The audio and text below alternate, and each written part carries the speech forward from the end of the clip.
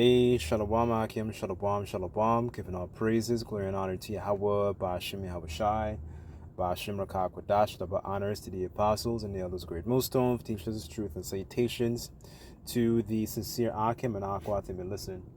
May the blessing of election be upon your house. My name is Raquai. Back in here with another quick and Lord's will, as always, an edifying lesson.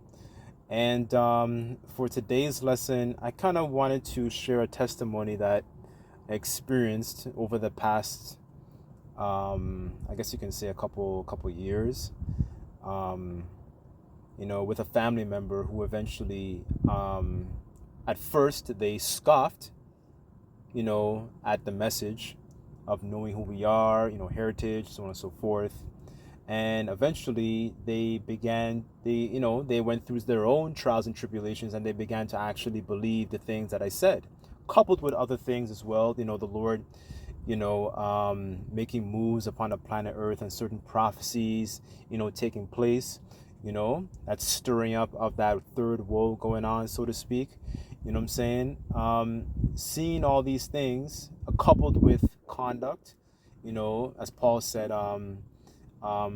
present your bodies as a living sacrifice. All these things, they began to actually start to believe the very things I said, right? And this situation was in regards to this family member, I should say, was more specifically my mom, right?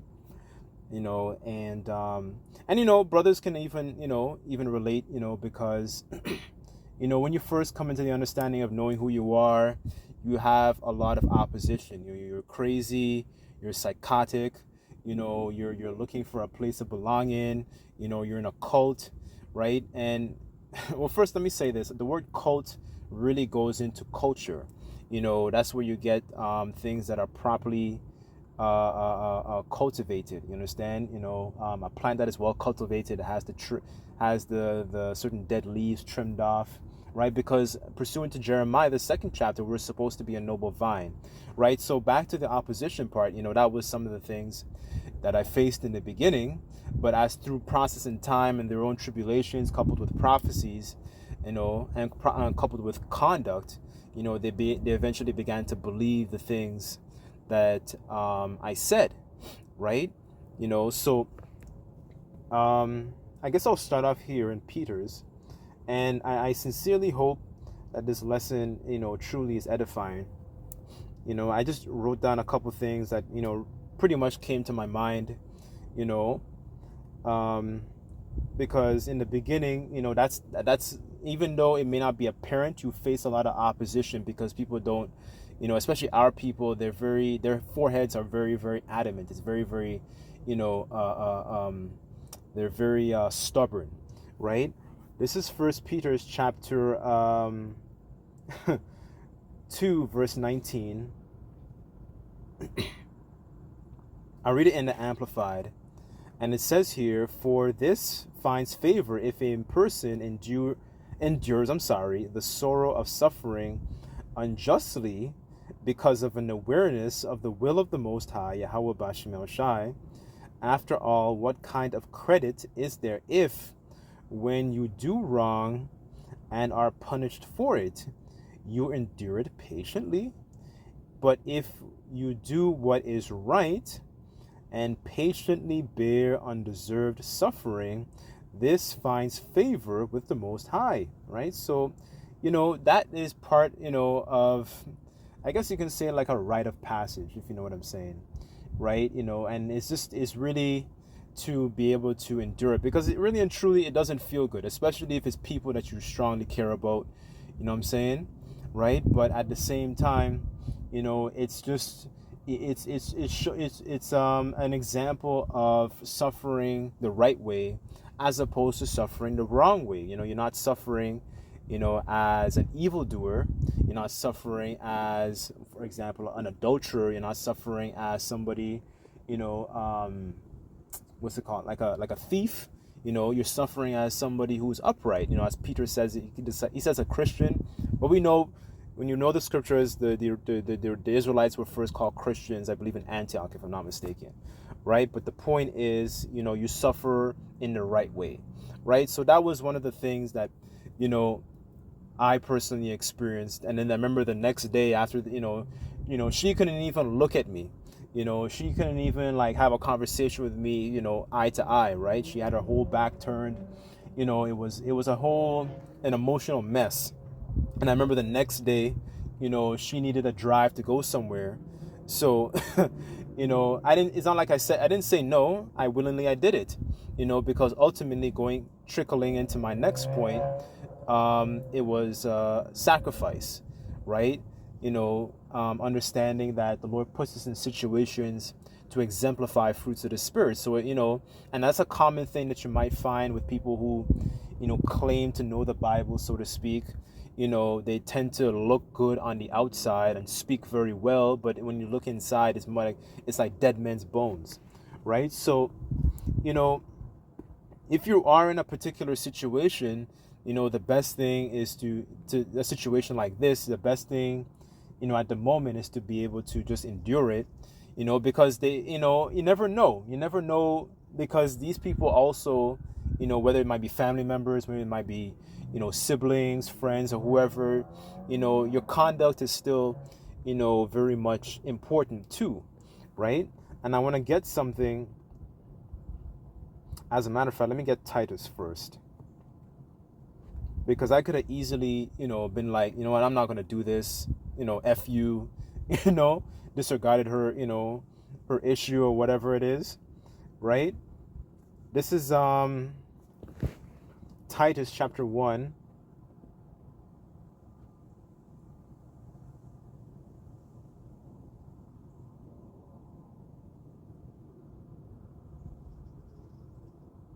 I'll read verse 8, but the point really is in 9. And it says, but a lover,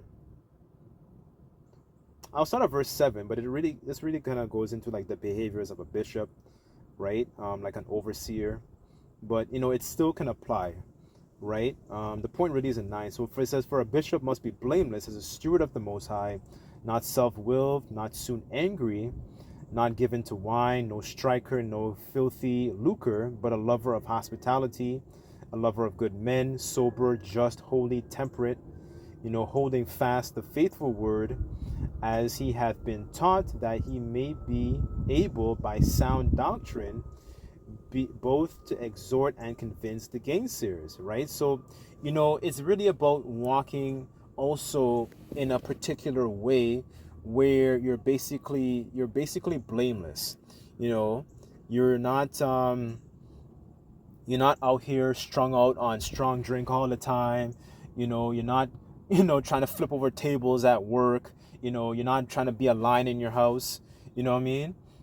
And I made that mistake. I made the mistake of being a lion in my house, and that's something brothers should not, don't do that. You know what I'm saying? But the point, going back to the point, is really about conduct. You know what I'm saying? I'm not saying this to put myself on a pedestal, right? I'm just, explaining the power of this gospel. That's really what the importance of this lesson is, right? Someone who scoffed eventually started to believe a lot of the things I said, right? That's really the main point, right? But it's coupled with, certain things, changing yourself, not doing and operating the way the world wants you to actually behave, like a wild bull caught in a net. You behave as somebody upstanding, someone who actually has a certain reverence for a higher power, right? And people see that through, your actions, because the scriptures talk about how a man is known by his walk. Excessive laughter, his gait show the kind of the type of man that he is, to roughly paraphrase, right? So you don't conduct yourself in the way that, like YNs and and YBs and all this type of stuff, the way that a lot of our people conduct themselves. A lot of it is conduct and remaining blameless. Remember, one of the accounts, I believe it's in Luke, if I'm not mistaken, where it says, they found no fault with Yahushua. They said, I find no fault with this man, even though a lot of our people, they wanted to get him to be crucified, and they wanted Barabbas, right? But it's really about remaining blameless, as blameless, as possible, right? Whether it's in your household, whether it's at, at work, you know what I mean? So a lot of these things are very much important, right? So and then on top of that, as time went on, there are certain things, certain prophecies that started to play out. We had certain spiritual conversations in regards to what's going on in the world. Why is there so much turmoil in the so-called Middle East? And eventually she started, she began to what's the word, stop going to church. She stopped what's the word I'm looking for? They stopped, doing certain things, right? These unhighly holy days, these so-called holidays and all that, these things, Christmas, what I'm saying? Halloween and all this kind of stuff. Because a lot of our women are very much into a lot of those things, right? So, the point is that, as more truth, came out, she couldn't refute, right, what I was saying, right? So let me get this in Luke. 1 second.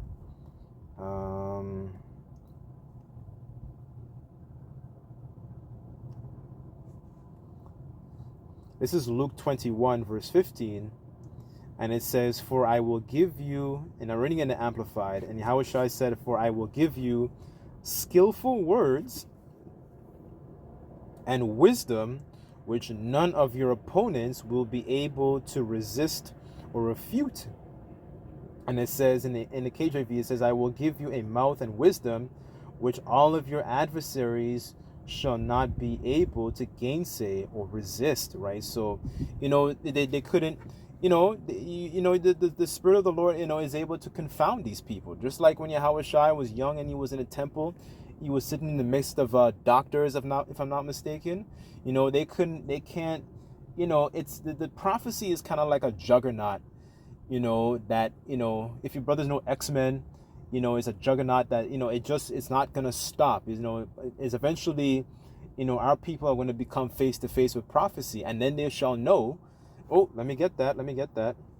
They eventually will know that a prophet was among them. What's that? Hold on. Ezekiel, a second.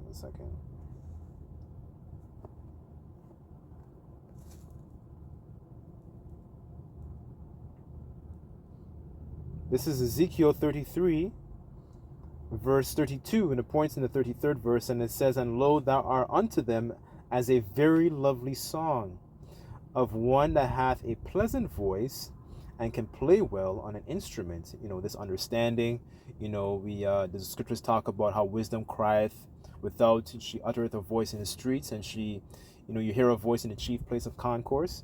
You know what I'm saying? And it says, and can play well on an instrument, for they hear thy words, but they do them not. And when this cometh to pass, and lo, it will come, as it says in Habakkuk, lo, it tarry, wait for it.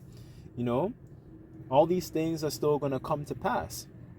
Continuing on, it says, "Then they shall know that a prophet had been among them." Right? So, seeing all these things, they eventually, they will start to, not all Israelites, would eventually end up, repenting.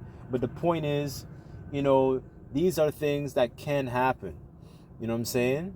And again, going back to the point about the conduct as well, because, you don't want to seem like, you know all these different things, and then, as Paul said, I have all these, this understanding of all these different mysteries and all faith that can move mountains, and I don't have charity, I'm nothing. That's what Paul said. You know what I mean? So, making sure that you still have that element of those fruits of the Spirit as well. Even though they could be pleased to dwell with you, they may not know right away, right? But they're more inclined to actually, be more receptive, depending, based off of your conduct. That sweet smelling sacrifice.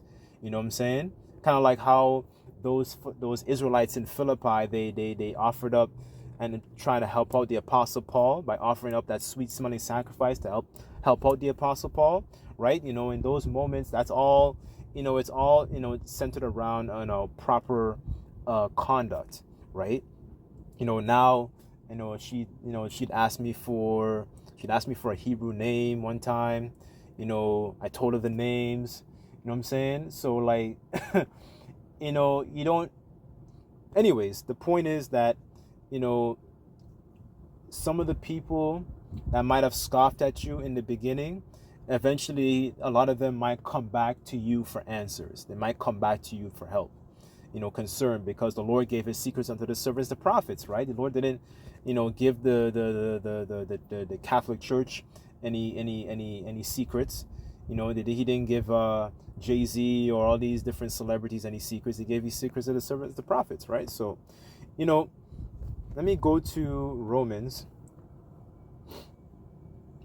Eventually, she began to, make certain changes, especially changes to her diet. You know what I'm saying? She would ask me about certain things. Eventually, they began to go through their own examples of tribulation, right? And then the Lord will have me go through it so I can give her the understanding of what's going on here, right? So,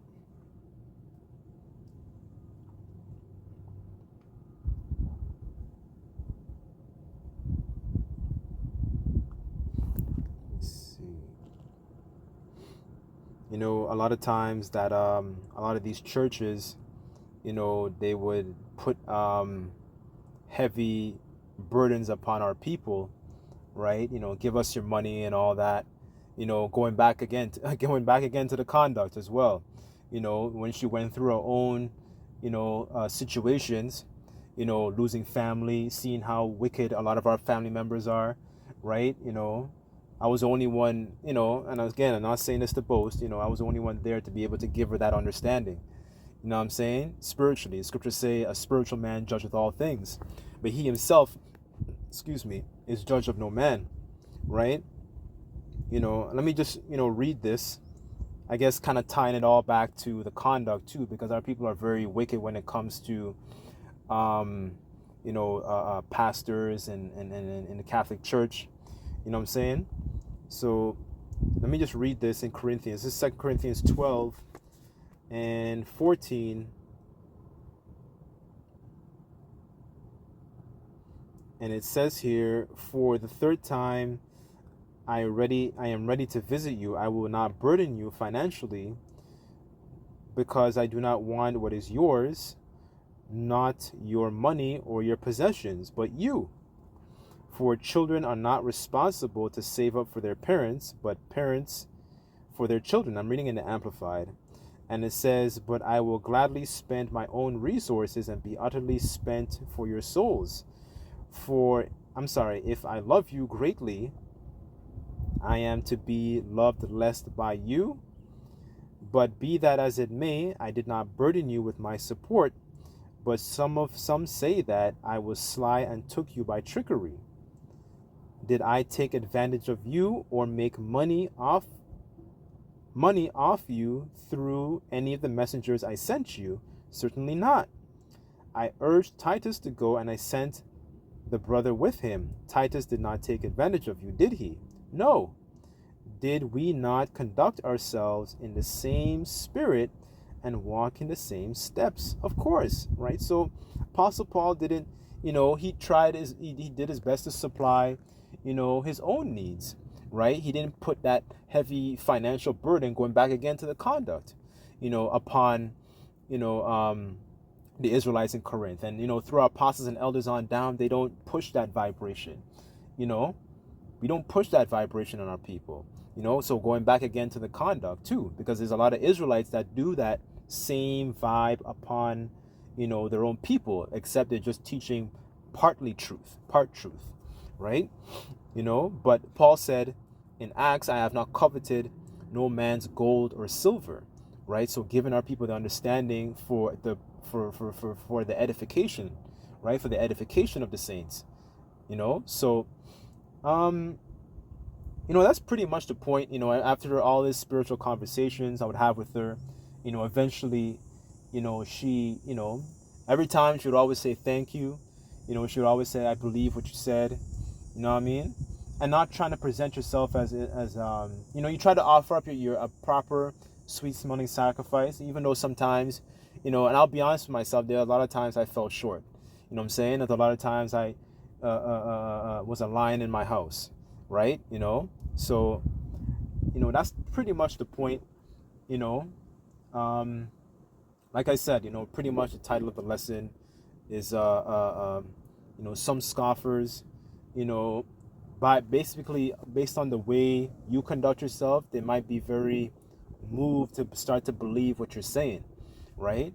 So that's pretty much the point. I didn't want to make the lesson too long. I'm kind of abridging about about maybe 4 years of experiences, ups and downs, into a couple minutes, right? So, I sincerely hope that all this, was pieced together and it makes sense, you know, and praying that it was edifying. Just like to give all praises, glory and honor to Yahweh Bashim El Shai.